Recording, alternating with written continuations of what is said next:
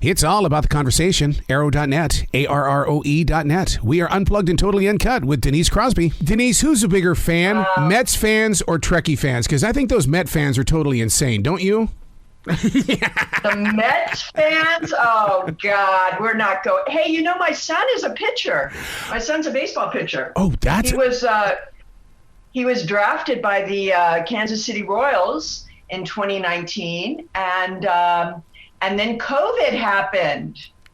So he had 1 week in spring training in Arizona with the Royals, and then there was lockdown. So there was no minor league season that year. So right now he's playing with the MLB bought these 3 independent leagues, and he's playing in the Atlantic League right now in outside of Philadelphia. That's what I've always loved. Lancaster, Boston. That's what I've always loved about baseball, because the Kansas City Royals, our farm team out there in Montana, we're from the Royals. So I grew up, really cherishing everything that was all about the Royals. Oh, that's so cool. So, that's awesome. So you grew up in Montana? I did. You been up there? Oh, God, it's so beautiful. And my stepfather was from Great Falls. So, yeah.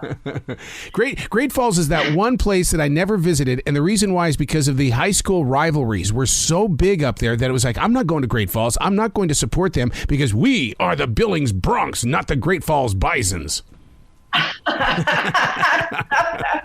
I hear you, brother. I raised an athlete. I know the loyalties.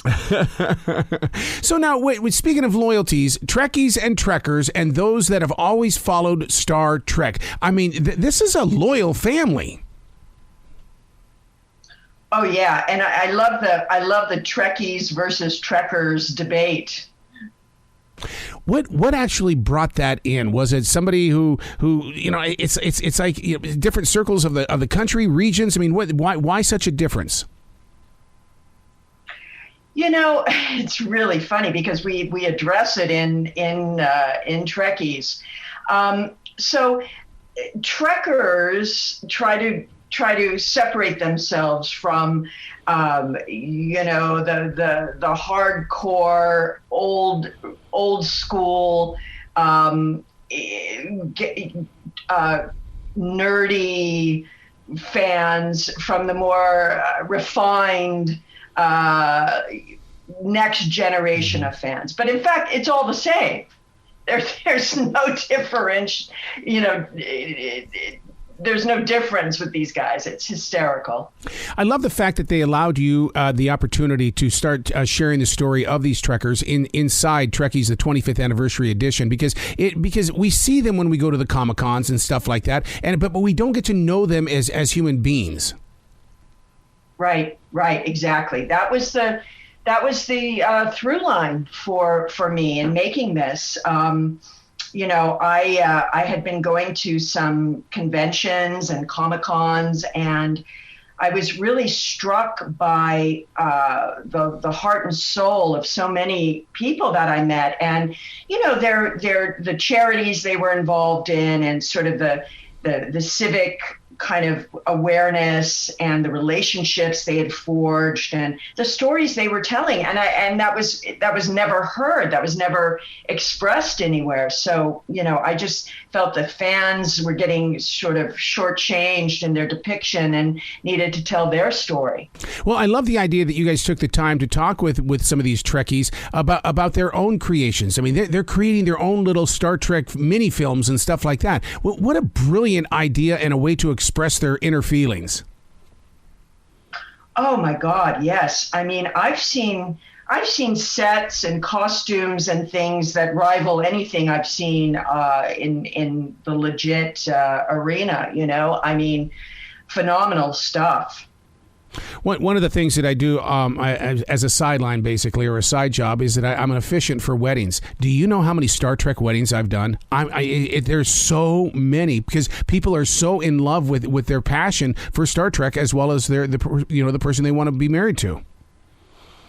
Oh my God, that's hysterical. I mean, look, that's not surprising. There's a very big annual Star Trek convention that's been going on for many, many years in Las Vegas every summer. and a number of people renew their vows on the kind of replica of the bridge, you know. Yeah, I keep waiting for Star Trek fans to basically get their own day, because I mean May 4th we already know that belongs to Star Wars, but so Star Trekkies need to find their day as well. Oh yeah, I'm surprised that doesn't exist. So what? We might have a movement underway. What did you learn from going out there to be with the real people and to hear, as quacky as they are, because I laughed a lot, but I wasn't making fun of anybody, but there's still a lesson to be learned there. You know, I mean, I come away with just, we're all eccentric in our own ways. You know, we all have passions and things that we're into, and you know, it's not such a bad thing to be, you know, really into a kind of future utopian vision of what the future could look like, and to sort of emulate those kind of ideals. And you know, it's not so bad after all. You know, there's nothing disparaging about it. And you know, there's some of the brightest and warm-hearted and kind people that I have come across. Yeah, and we need more of it. And what's so shocking is that, you know, in the everyday world at work, you would never know a lot of these, you know, fans or trekkers are so involved in it. Because when you learn of it and they show you a picture, you're going, oh, my God, I had no clue. Well, back then, for sure, you know, I think people are much more out, so to speak, you know, with their allegiance to, you know, sci-fi and you know, wear it proudly. I think when Bill Gates started going to Microsoft board meetings with Spock ears on, I think, you know, it opened up things a little bit as well. The nerds started to inherit the world. And you know what? You help make it okay in what you do with Trekkies, the 25th anniversary edition. Please come back to this show anytime in the future. The door is always going to be open for you. Oh, you're a doll. Yeah, my Montana friend. You got it. Thank you so much. Well, you be brilliant today, okay? Oh, bless your heart. You too.